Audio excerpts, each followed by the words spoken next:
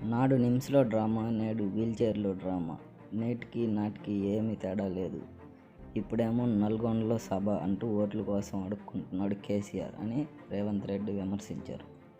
ఈరోజు మీరు నల్గొండలో మాట్లాడిన మాటలు చూస్తే నాకు కాలు ఇరిగిపోయినా చేత కాకపోయినా నేను సభకు వచ్చినా మీకోసం వచ్చినా అని అంటున్నావు. నువ్వు వాళ్ళ కోసం ఎన్నడూ రాలే. వాళ్ళ కోసం వచ్చే లక్షణమే నీకు లేదు. ఎందుకంటే ఎంతోమంది పిల్లలు చచ్చిపోతే, ఎంతోమంది ఆత్మహత్యలు చేసుకుంటే, ఎంతోమంది గొప్ప వ్యక్తులు చనిపోతే కూడా చూడని వ్యక్తివి నువ్వు. ఈరోజు నీ కుర్సీ పోయింది కాబట్టి ఆ కుర్సీని ఎత్తుక్కుంటా మళ్ళీ నల్గొండకి వెళ్ళావు. ఎందుకంటే ఖమ్మము, నల్గొండ, మహబూబ్నగర్లో 36 సీట్లు ఉన్నాయి.